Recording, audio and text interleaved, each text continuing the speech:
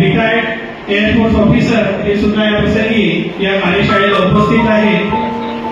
1990 ते 1997 मान्यवरांना विनंती आहे की त्यांनी इथे आपलं स्थान ग्रहण करावं.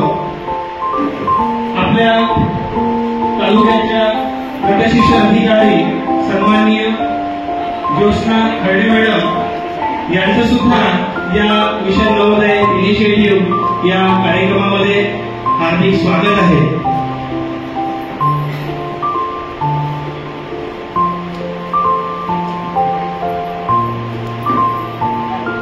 श्री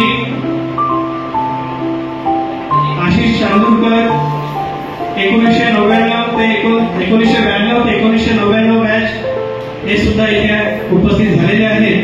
श्री प्रतीक तिवारी 1992 ते 1999 जवाहर नवोदय विद्यालय नागपूर बॅच हे सुद्धा इथे उपस्थित झालेले आहेत. त्यासोबत आपल्याला मार्गदर्शन करण्यासाठी आपल्या आग्रहास्तव पंचायत समिती कुही येथून इथे उपस्थित झालेले श्री भाऊरावजी जिवकाटे सर हे सुद्धा इथे सावनेर तथा जवाहर नवोदय विद्यालय नागपूरचे माजी विद्यार्थी हे सुद्धा या सोहळ्यास उपस्थित झालेले आहेत.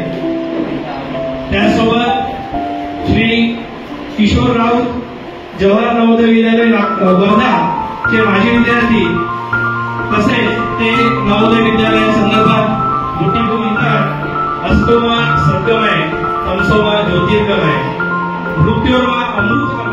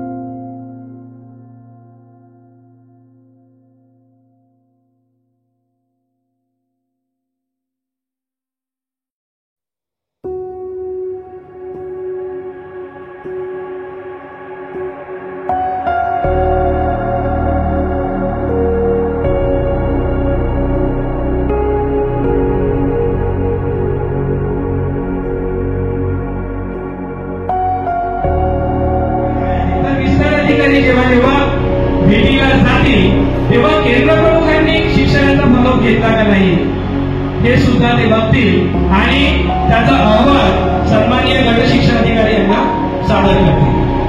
त्यानंतर या मिशन नवोदय उपक्रमाच्या नाविन्यपूर्ण बाबी काय आहे तर सगळ्यात महत्वाची नाविन्यपूर्ण बाब अशी की आपल्या अख्ख्या नागपूर जिल्ह्यामध्ये जे 13 तालुके आहेत त्यामध्ये हा उपक्रम राबवणारा हिंगणा तालुका एकमेव तालुका.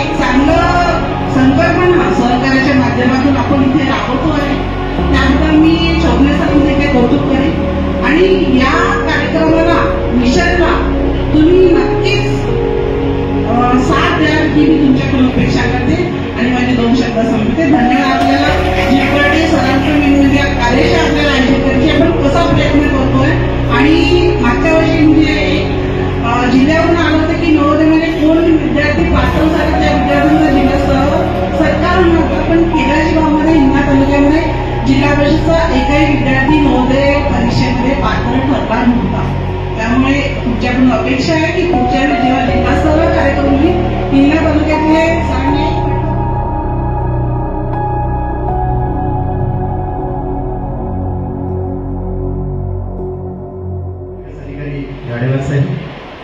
या ठिकाणी मंचावर माझ्या समोर उपस्थित असलेल्या पीओ मॅडम हार्डे मॅडम, तालुका आरोग्य अधिकारी पडवे साहेब, उपस्थित आताच जे मार्गदर्शन करून गेले तसे ACF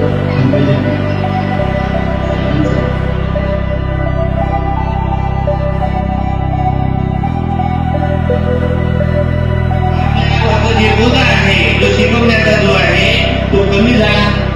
इतर जे विषय आहेत आपण जे शाळेमध्ये शिकवतो त्याचा थोडासा कमी झाला, विभागणी झाली.